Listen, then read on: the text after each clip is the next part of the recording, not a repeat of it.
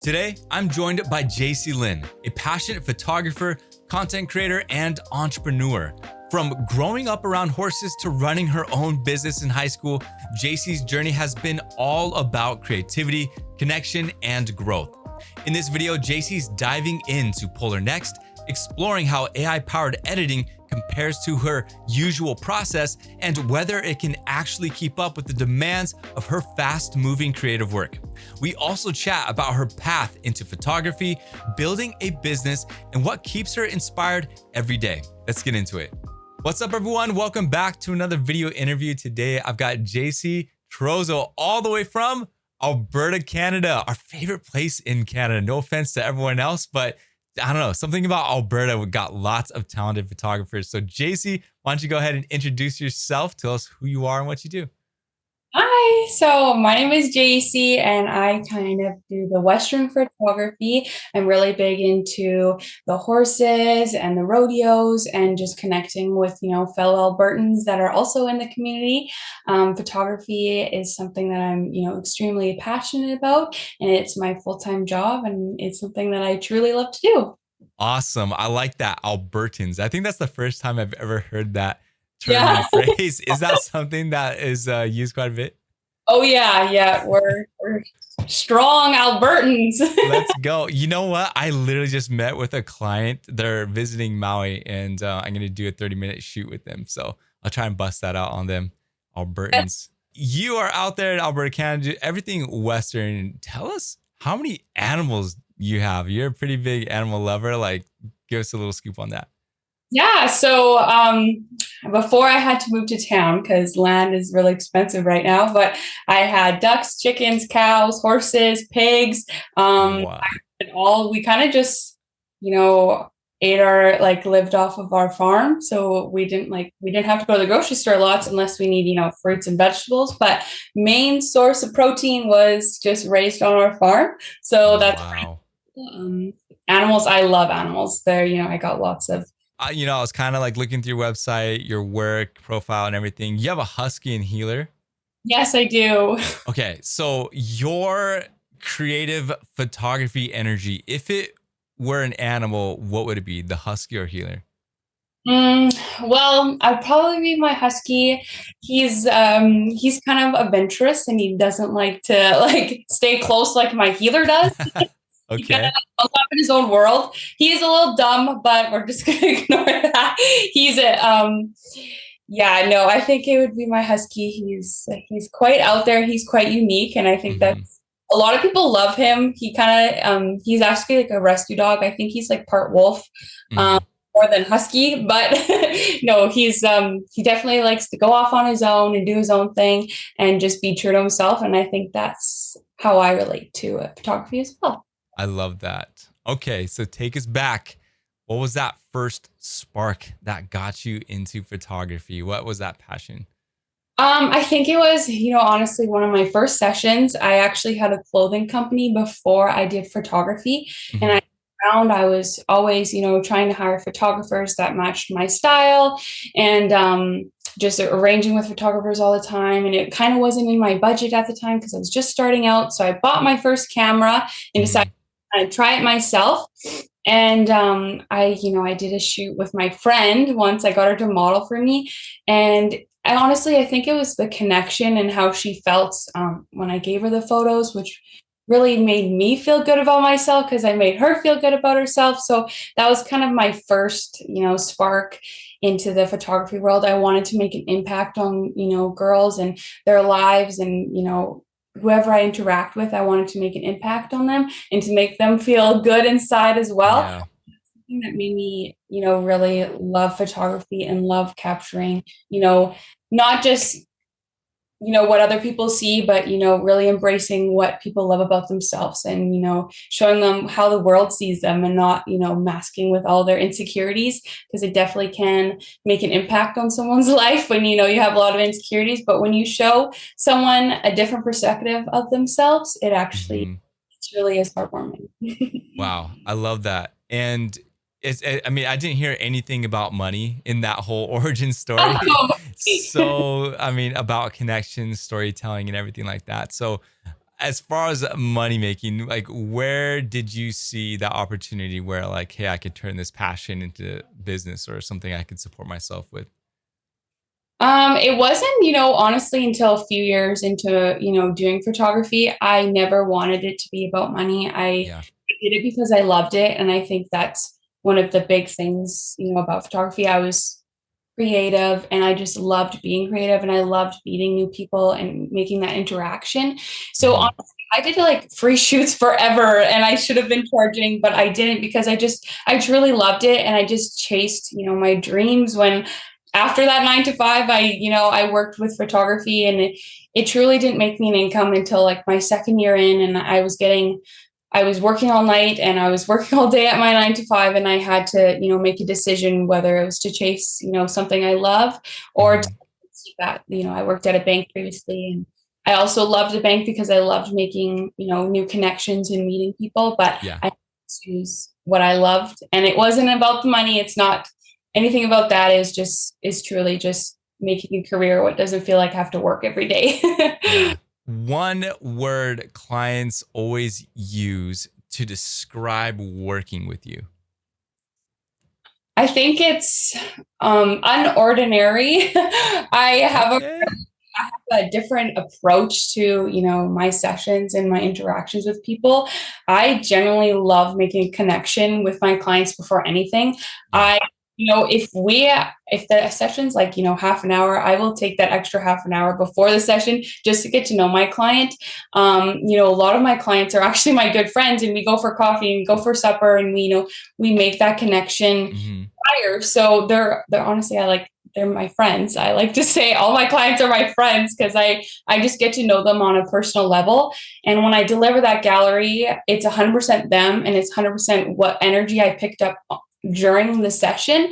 Hmm. I found, they're really like mysterious and they're a little bit like on the darker side. Their clothes, their outfits that they decided to wear were on the darker side. I'm going to give them a little bit more of a moody gallery because that's like their true representation of their personality. So Hmm. I definitely alter my editing style just a tad. I keep it pretty similar, but I also alter it, how I shoot for each person and how they are, like their personality wise. Okay. I like that. So let's keep pulling on this question about your editing style now. So if someone were to see your portfolio, what would they not know about your editing process or like how much intention goes into each photo? I'm a person that will like zoom in on every little detail and I'm going to Mm, remove a branch if I don't like that branch. Some people don't realize how much of process it goes into editing. I edit in mountains. I edit in a lot of stuff yeah. to, it's art. It's truly like takes me a while for on one photo. I don't, just copy and paste a preset. I really take my time in each photo and making it like something that someone would want to hang on their wall one day kind of thing. Every picture and I provide is some sort of artwork, I say. So I don't think a lot of people realize how much time and effort I put into each and every photo I post, and how many branches and leaves I removed because I didn't like them. Yeah. Yeah, that's good. I like that you're getting it all out there for everyone watching, man. Like photographers, they do a lot for your editing. It people think it's just an hour and you paste the preset like they edit on their phone, but it's not. Yeah. You put a Yeah. lot of into this. So let's talk about your workflow. So you get home from a shoot and you're at your desk with your memory card. Take us through that process, importing your photos all the way to export. Like, what do you do? What programs you use? All that stuff. So first thing when I get home, I like to deliver like a couple, sneak peeks right away just so to get my clients happy. Yeah. And because I have like a little bit of a longer turnaround time because I really take my time in editing each and every photo. So I Hmm. always, in the first 24 hours, I'm sending like a sneak peek. So typically when I come home, that is like the first thing I do. I come home, put my SD card in, I back up all my photos. I have two drives that I have to use and put them on because we Hmm. with that once. So always use two drives. Yes. Very, very true. Okay. So yeah, I back everything up on both drives, and then I am putting it in like a color app before, I kind of started your program. I used just a simple call app where I could go through quickly, call some photos out, and then I'm editing some sneak peeks in Lightroom and in Photoshop.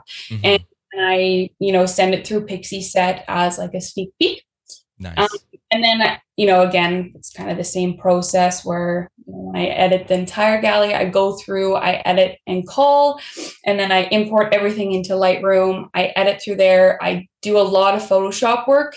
That's a big process in my editing style is Photoshop. And then I kind of go in between Lightroom and Photoshop. And then, of course, I export everything in Pixie Style. Wow. That's quite involved. That's a good workflow. Um, let's kind of zero in. So what's something in your workflow that you wish could be changed or improved? It's probably like the back and forth between Photoshop and Lightroom, and then Hmm. creating those large files and those large layers. Um, it can be it's very time consuming, and it's very large files that I'm working with, and sometimes exporting those can be a process to Yeah. cut them down again. And of course, I think I got everything in Photoshop, and then I look at that photo again back in Lightroom and I missed something. So then I got to export it back to Photoshop. So definitely, I would love to see something where it's easier to go back and forth when I'm Hmm. doing that, editing mountains in, or, we're just removing those branches, or doing like blemish removals and stuff like that. It'd be nice to just like have it on one file and not go back and forth and back and forth. Hmm. Okay, that's good. Okay. So we're gonna kind of talk about Polarr Next, and you actually have been using it prior to our conversation today. So I want to know, first time opening up Polarr Next, what was like your first gut reaction? I really liked it. I loved the layout on it, and there's, the tutorials are right there. So it was really Hmm. easy to, access everything and look if you had a problem or weren't sure about something. You can find the shortcuts and the tutorials like right there. So that was something that was really beneficial. And it kind of just walks you through a step by step. So if you, skip the tutorial because you just want to get at it, Yeah. it shows you step by step of what each step means, like non-negotiable. You have to look and see. Yeah. Can't just like skip through everything and try and figure it out on your own. It really breaks it down and shows you exactly what kind of tools there are. So I really like that. Okay, awesome. And I will bring this up. We did have some conversation. There was some weird pixelation going on and stuff like that. So, bringing you on, getting your raw, honest feedback. What was that like? Just kind of sorting through all that and getting Polarr Next to where it's usable. So I think it just took me a little bit to get used to because I'm so used to, Lightroom and Photoshop. So Hmm. it did take a little bit for me just to get like the colors and everything right. I found, since I am a moody photographer, I found I just had to increase my exposure, and then the pixels went away. Like it wasn't so pixelated. Mm, Almost like, since it was like a dark photo, I had like, that black backdrop. It was really dark. It was moody. My highlights were really down. And then I increased my exposure, and then I balanced it out. So I wasn't sure okay. exactly what happened, but I ended up just, yeah, when I was playing around with my presets and stuff, I just increased my exposure and I zoomed in, and then it was like fine. So I don't know if it's because Okay. really large monitor, like I have a Hmm. 30-inch Like a monitor. 4K. Well, it's not 4K, so Okay. that but once I zoomed in, it was fine. So Okay. I don't know if maybe that's why it wasn't like because I don't have a 4K and it's very large screen. Hmm. If that's what kind of happened, but it worked as soon as I zoomed in and it increased my exposure. It was fine. Okay, cool. And then that exposure increase, is that something out of the norm for the way you edit, or is it like a compromise that you have to do? I typically don't, unless like I have to because I do shoot on the darker side. Okay. Um, so I necessarily don't have to increase my exposure just to get everything to balance out like how it looked like as a raw photo. Because Hmm. it when I imported my raw photo into like Polarr Next, it was like dark, and then I increased exposure, zoomed in, and then it looked like what the raw photo did. And then Okay. that built my base. So I wasn't sure if my monitor was just not working or it was just like a glitch or something. Okay, cool. Yeah, I mean, we want to really encourage that. Like, if anyone, anyone watching, you have a problem with it, yeah, just email us. We want to make sure that your experience is working good and you don't have to compromise your editing style just to make it work. We should really fix that bug, or if it's really something, yeah, we want to make sure we squash that. I'm gonna go ahead and switch our screens, and I'm gonna pull up right now. JC's got a project open, and so these are photos that you edited. So kind of take us through like what you did and your impression of Polarr Next AI marking references, all that. Yeah, so I kind of just like built my first reference photo. I tried to, it's a new software that, of course, it's going to be different. It's not Yeah. the same as Lightroom. I didn't expect that. It just takes a little bit of time to, kind of build your preset. You have to, do some color grading and stuff. I seen that there was like you could get your Lightroom presets converted Hmm. on that, but I didn't notice that until the other day. But yeah, no, everything worked good. I just played around with it for quite some time just to get, my presets good. And then I put in my references, and then I kind of just edited the rest of my gallery. It is a little different than Lightroom, and that's to be expected. But I'm glad to see that you kind of pushed through to bring it back to kind of your style. And do you think like it was able to get back to that style and Yeah, feel like confident?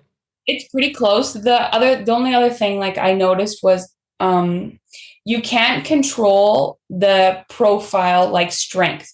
So when Yeah. I put a profile in, I always don't have it like full blast. I always like turn it right down and just use it as like just like it's almost like a mid-tone, I want to say. I Hmm.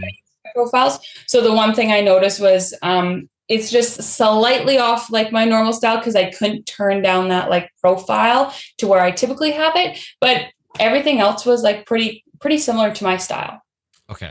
Okay. That's good to know. That's good to know. Yeah, it turns when you export out of Lightroom and then bring it in Polarr Next, it does kind of come up as a preset. And, we don't have like the ability to layer things if you're going to select like multiple stuff. So I do hope also that we do have that capability of maybe either adding on layers or you know, having like a profile set up as well, kind of similar to what you're used to in Lightroom would be nice. So let's see, you got 6 references edited in this project here. Kind of take us into that grid view real quick. I think you could just hit the G button or hit the 4 square. There you go.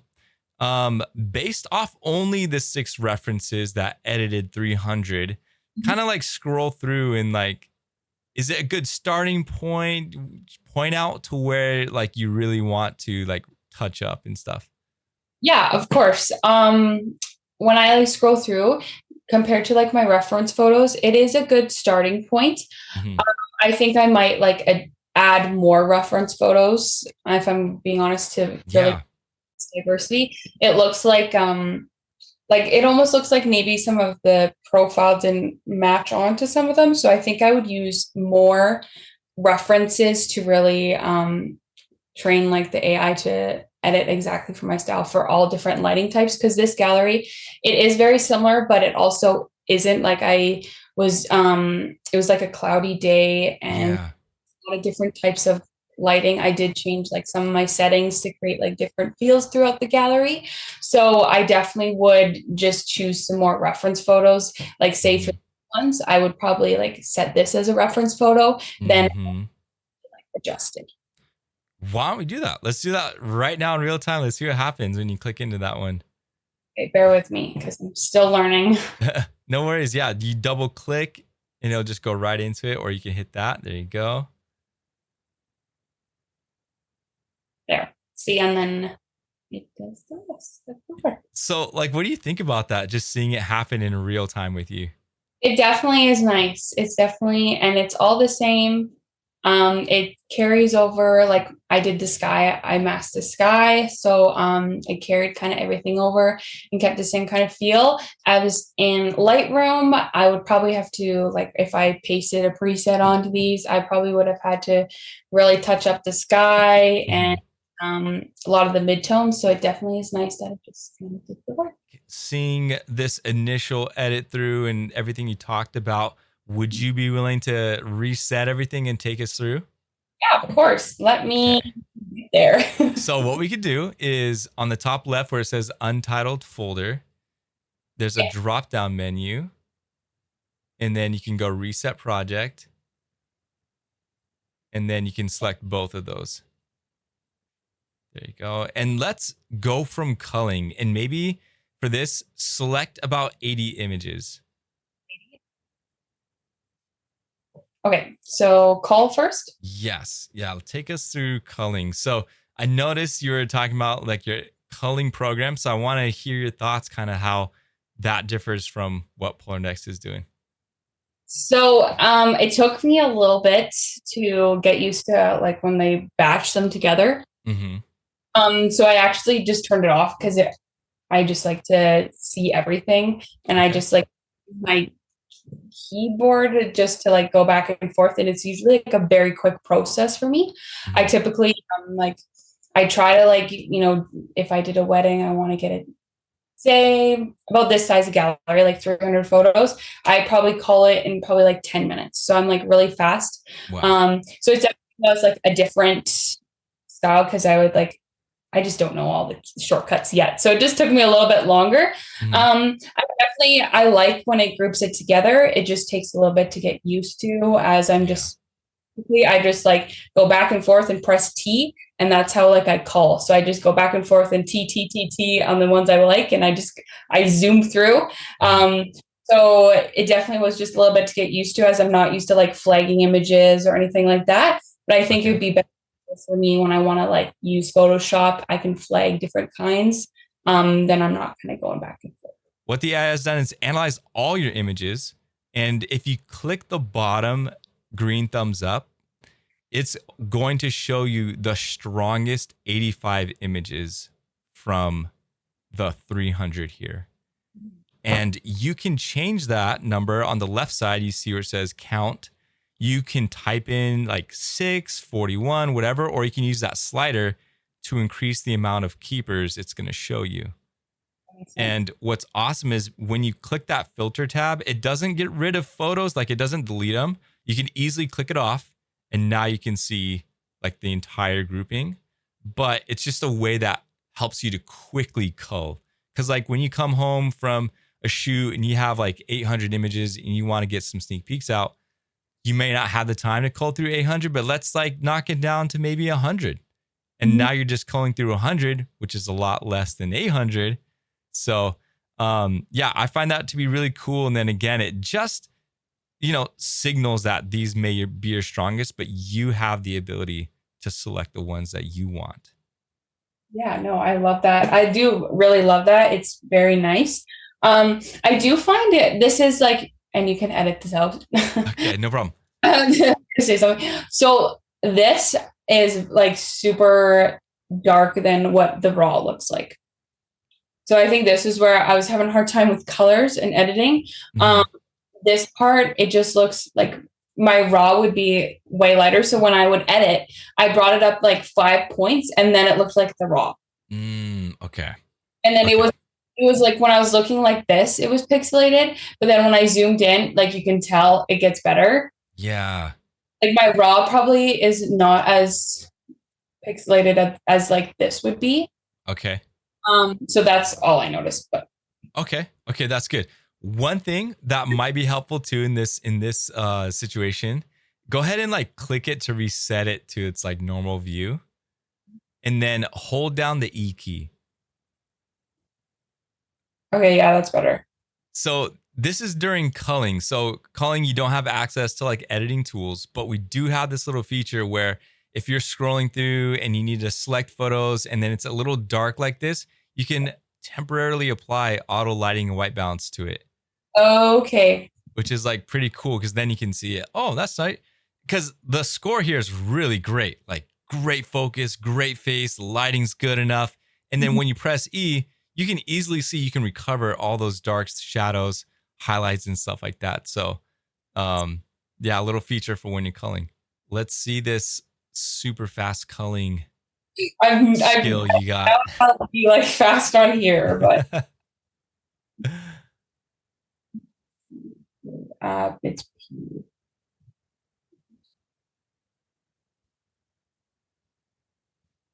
In your other culling software, did it have features where it would like show the face in focus or anything like that?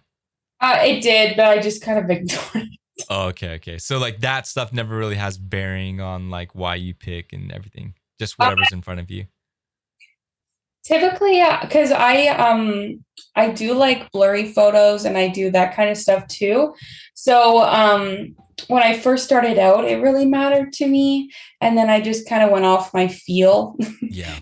As like a photographer, I kind of just I wanted it to be not necessarily what AI thinks, but what I think, I guess. Yeah. That makes sense. Yeah. I did have another photographer on, and it's cool to see like everyone, a lot of, photographers do the intentional blurry. And she was going through and she actually had some blurry photos that were selected by the AI. And I was like, "Oh, I've never seen that before." Because like it's judging on the lighting focus and face whatever. But let me pose this question to you. If it had the ability to recognize those blurry images and then kind of tag it as such, and then you had the ability to search for it, like would that be kind of helpful where you can like click it and then like go through them and stuff? Yes. That would be awesome. Yeah, these are so good. Like Oh, thank you. it's not like just the setting and everything. There's some poses that like what she's doing with the horse, where the horse is just like fully just like letting her hold the head, be very like connected with it like that, where she's laying like that's so cool to me. I love it. This was actually Lily's my good friend, and this is her senior horse. Hmm. She wanted kind of a session because he's getting older, and we were all crying actually. Oh my, like this one is crazy. Which one? Sorry. The other one where it's like their eyes. Oh yes, you're right. Oh my gosh. Yeah. Yeah, it's we were all crying. I had my friend there too, so there's two photographers there. It's like a very big community in Alberta. We're all kind of friends. Wow. And so yeah, we were all kind of crying during the session. So it was a little sad, but this is definitely one of my favorite sessions. Well, we're super honored to be able to like see these photos and have it on our channel. I kind of overshare these old ones. These ones I always go back to them. So when you're shooting sessions like this with the horse or other animals, is there a lens that you like to go to? Like there's a lens that will be able to capture everything you're imagining? Yeah, so I have my 28 by 70 Hmm.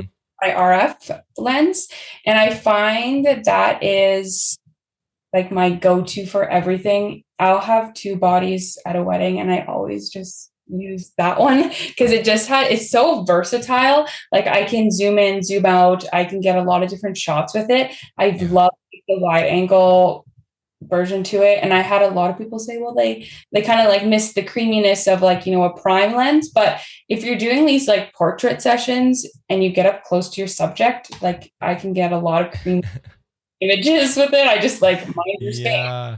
But I can get a lot of images that are very good with just getting close to the subject, and they got that creamy background. It's just, Yeah.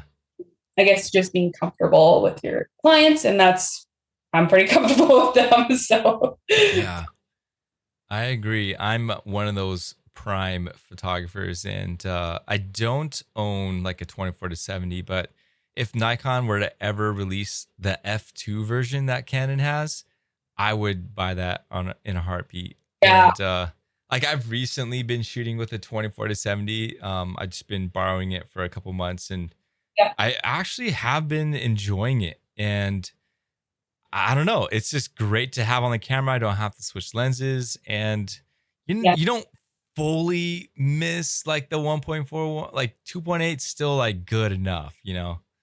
And at first, when I first use it, I'm like, oh, I miss it so much. And then after I realized how convenient it truly is and how many different shots I can get, and when I can just get closer to my subject, I found that like I never even use my 85 anymore. Mhm. Like I just learned how to use it properly. And I think that was just like my biggest thing was just getting close to my subject and just Yeah.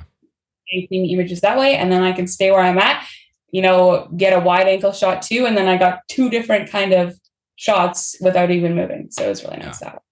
Well, ladies and gentlemen, Jaycee lives up to the hype. She's already done culling, and we got 67 to work with. Yeah. Um, like as far as speed, going from image to image, picking things like that. Like, how was that experience? Oh, good. I think like it just took me a little bit to get used to. Like I was Hmm. got a little flustered at first. But if you really just turn off your notifications and like dial in and just get to like learn the system, it's Yeah. very used.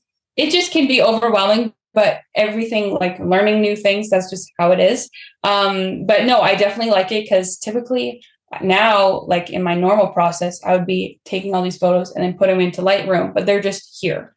So I can Yeah. always like, go back and like repick images, or if since I kind of do it faster, if I picked an image that I don't like, but I like that pose, I can just go back in quick and like repick a different image. So it's definitely nice not going back and forth the Yeah. calling and the editing. That's amazing. Okay. Take us into editing. Okay, edit photos. And it would be legs. Should I create like a new one or you just use my existing one? Yeah, let's go with create a new one. And do you want me to just do express or Advanced. Cool. All right. okay? One thing I noticed, you have auto lighting and white balance turned off and everything. I think so. Okay, good. Cause yeah, like other interview people, I will like kind of suggest to them to turn that off. One more thing in setup. Sorry. In that little setup tab, Mhm. there's okay, cool. Yeah, those turned off. Great. Like those, like they seem like they're great initially, but I think honestly, like for professional photographers, you know your style, you know the look you want, you know your presets. And, we kind of play around with different presets. And one thing I found annoying was like I would edit one image, go to the next, apply a different preset, and then it would completely redo everything I did on the previous one. So definitely having those turned off helps. I noticed that. Okay. So kind of take us through like I see you got a bunch of presets here. Like how would you edit this image here? Yeah, so it took me a little bit to correct my preset and make my own preset here. So this one was kind of what I kind of got near the end. So this Okay. is where I would start. So do you want me to explain like what I would change in Yeah. the photo? Yeah. So like her skin looks a little bit off the red. I might not use quite this photo as Mhm. like a reference. I was trying to pick new ones, but I was kind of having a hard time. Oh, it's all good. But anyways, I would probably choose like a little bit of a different photo as a reference, as it's a little bit blurry on this one. But anyways, I would probably just, I'm going to open all these up. This is just how I work. No worries. One other thing too, I'll drop in here, and I've had another person say how because these are suggested by the AI, these photos to edit. So what you could do is at the bottom, you see that suggested filter. If you click that, now you have access to all the photos. So Oh, you okay. could always like you can't add a light bulb to photos, but you can edit, and you can always mark it as a reference. So perhaps we can do that at the end. So you can't like unsuggest. Yeah, that's something, yeah, we can't do. But do you ever, I see you got point color working for you as well. Do you ever do point color within like a subject mask? Uh, Sometimes, yes. Okay. For like skin, as you mean? Yeah. Yeah, I can finish. So how often do you use like Lightroom's eyebrow, eye, teeth, hair masking kind of features?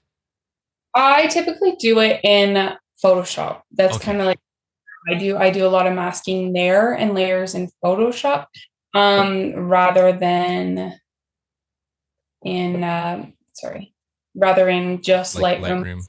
Okay.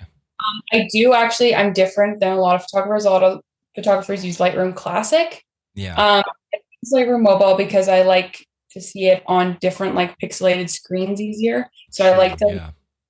phone and look at it really quick because the colors are very different Mhm. on say my computer, especially my giant screen and my phone. And I know a lot of people, like a lot of people and my customers and my clients are using them for social media. So I always just double check on my phone. So that's why I kind of like it a little better. But That's it's good. just how, but yeah. So this one is pretty good, other than like I would probably add my profile on just to like get a little bit warmer. Yeah. Um, this is kind of where like I would start with. Okay, cool. All right. Go ahead and yeah, once you're done, mark that as a reference and then so would you apply this look to all the other photos? Yeah, like Just they're like gonna be copy like, and paste. but yes, this Okay. is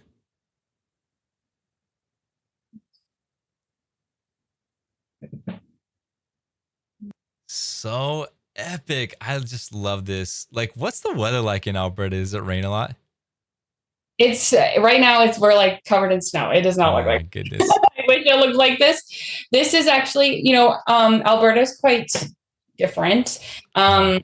Like this is more like southern Alberta, so it's more hills. Where I live in the mountains, so I'm kind of like west a little bit more. But half an hour from me, it's like flat, and you won't see any mountains. So Yeah. it's really like it's you can go drive like an hour and get a whole different kind of like shoot. Yeah. Like where I live, mountains would be in the background.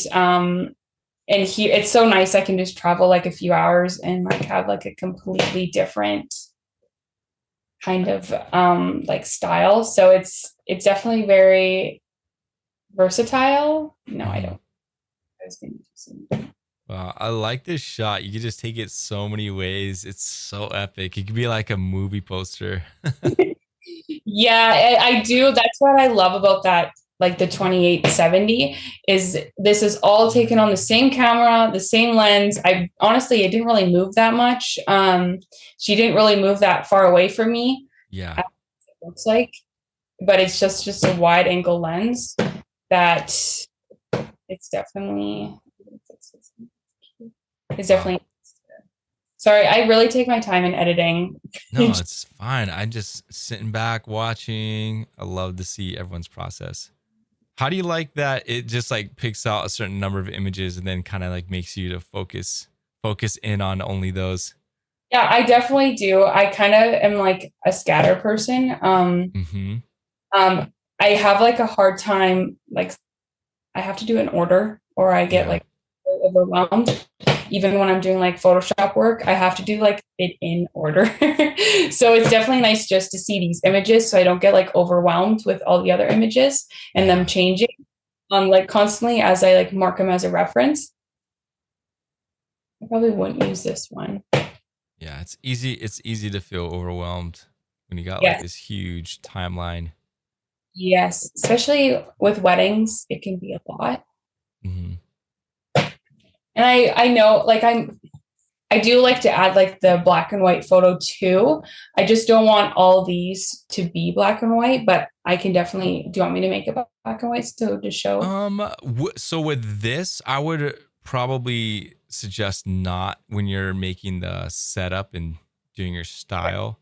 just because it's a little bit more specialized, and then perhaps the AI might get a little confused and change a bunch into black and white that you didn't mean to.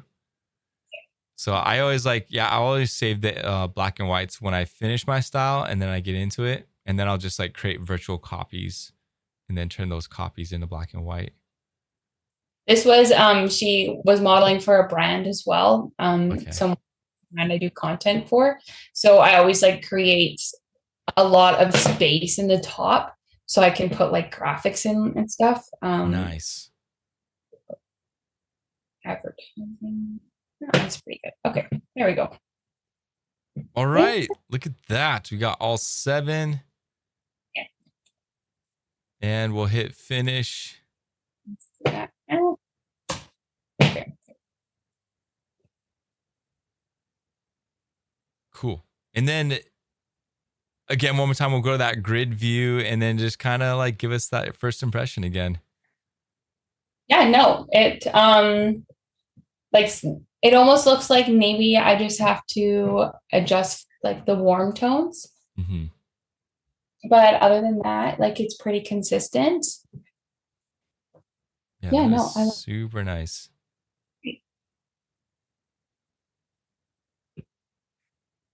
And like, see here, I'd probably even add even more reference photos just because I did such a like so many different like poses, and it has like a different white balance in lots of them. So I definitely would probably even add, like when we go through it, just more reference photos for them to go off of. Yeah, after you're done finishing that AI style setup, like you're not quite done yet. You got to go back in and start going image to image and really dialing it in. And it's kind of a habit that you need to form, because it's so easy when you jump into an image, make your adjustments, and then you move on. But the AI is not doing anything yet until you hit M or that toggle. Then the AI gets to work, finds those similar images. I would love it if you did find some of the images to adjust and then mark them as reference, and then just kind of see what follows. Yeah, I love these ones where they're just like facing one another. It's so cool. I'm gonna see. So when I pasted it, like I just kept the preset and I pasted it, just to like bring back down highlights, and then I can do some, and then just let it kind of work. Yeah, there you go. And it does move left to right. So like if you have images, you can see like 908 and 907, they don't get included in there because it's not on the right side of this image. So just to be aware of that. Yeah, and then see, look at, then it's like it's all balanced again. So honestly, like if I just keep that preset in my copy, and then it makes it like I wouldn't even have to really adjust this one. Yeah, and what I would suggest is these ones, if you like them, just mark them, because then it'll just continue to snowball and learn and grow and change and update. And I truly think this would be such a good platform for new photographers, because it really shows like it really introduces a lot of the features that would have been really beneficial when I was first starting out as well, I think. Yeah. What features would that be? Well, just like noticing like white balance and how much like a profile affects the image, or you can do like subtle edits and it will show you how it changes from one image to another with different lighting settings. And I so that was like a big challenge for me when I was first starting out, like switching from say it's a super green area to like a dark inside area, and keeping my like editing style consistently. So it shows you how to do that, and I think like it'll be very like beneficial for someone learning as well, because it shows you how to keep that consistency, because that's very hard, and the photographers really struggle with it. I still struggle with it. Consistency is like editing consistency is hard, but it definitely like helps you with the AI, I guess. Yeah. And shoot, there's something. Oh yeah. And as far as like being a new photographer, especially if you're young, like maybe in high school and stuff, not a lot of people have the ability to afford Lightroom. And I know Lightroom just raised prices. So what I like about Polarr Next is you just sign in with your Gmail. Like we'll give you 2,000 free export credits to use within 30 days. But even after that, and you don't have credits, you can still import your RAWs, cull, edit, and only when you go to export is when you pay. So like everything that you've done here, Jaycee, is not like a final thing or a regret. Like you can continue to tweak until you're ready to export and, feel like, okay, wow, I really like what I exported and I'm, not wasting my money. Yeah, I definitely love that. It's sometimes, even when you like have a subscription and you forget about it and then that was your last 20 bucks. Yeah. So it's definitely nice. How do you feel? I think that's pretty good. I truly love it. And honestly, I just had to take the time and just to really learn it. And then once you develop your preset and, for your photo shoot, that certain photo shoot, I think it worked really well. So let's start with the bad stuff again. I know we kind of talked about it earlier, but if you were to kind of put together a list of like features or things that you'd want like first to be added into Polarr Next, what would that be? Probably just the profiles. I think that's something that is a big, in my workflow. It's something that I really work with profiles just to keep Mhm. consistency. So, like adjusting the profiles, I think is probably like the number one thing. Also would be really nice is like a pixie set. I know a lot of photographers use it, a lot of photographers don't, but like a pixie set plugin. So then I just Mhm. like write to pixie set. It can be pretty handy so you don't have to like save everything. But Yeah. no, just honestly, the biggest thing was just the profiles, but it's something that's in my workflow, but not in a lot of photographers, I don't think. But Yeah. Yeah. And I hope that you can find some kind of way to adapt and kind of mesh it and, cuz like I don't want to, assume that it's just easy for you to transition cuz your business, your style has been put together through so many years, you know what I mean? So you don't want to cut your process short or anything, but I do hope that you are able to find some kind of compromise or way to work around it and get it back to the way that you normally edit. So, yeah, no, I think honestly, like this is really similar to how I edit. I just, adjust with the midtones and the highlights just through like, through when I'm color grading, I just really worked with those and mhm. just like kind of my own kind of preset with those midtones and highlights that my profiles usually bring in. And it's pretty similar. So I wouldn't. Nice. Okay, so we talked about that, and then we kind of sprinkled in here and there the things you love. If you could throw that list together and just kind of run it down, like what did you really like? What were the positives, the pros of Polarr Next? Yeah, so what I really truly love about this software, it adapts to you. So, you're not uploading thousands of images to make, your editing style because as photographers, your style is going to change. Your editing style is Very always, true. my editing style now is not the same it was like 6 months ago. So I think it's we're always evolving as photographers and it's nice to have a software that evolves with you and as you grow the photographer this software is going to grow with your skill set. So if you're just a beginner, this software is going to benefit you in different ways. As if I am a professional, it's going to benefit me in professional ways. So it's very versatile for the beginner photographer and the advanced professional photographer. Love that. Okay. And then maybe some advice to somebody who's like watching, maybe unsure. Like, what would you say to them to kind of push them, like, hey, try this out?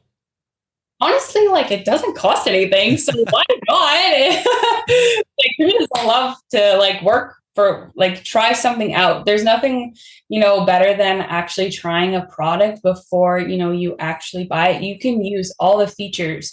You can use everything. You don't have to, put your credit card information in to use the Hmm. AI. You can use all the features and really learn the product before, you purchase it. So I think that's something that, would push anyone to really try it out is, like, you don't have to put your credit card information to learn how it works and how it will benefit your workflow. Yeah. Love to hear it. I really appreciate all the kind things you've said, and even the things that, we need to improve on. We're committed to that. So if you want to connect with Jaycee, we've got her Instagram and website in the description of this video. So pop in, say hi, be like, hey, I saw you on Polarr Next interview. Love your work. I'm sure she would appreciate that. But hopefully we can connect with you in the future and maybe in a couple months after using Polarr Next and see how it's working for you. Would that be cool?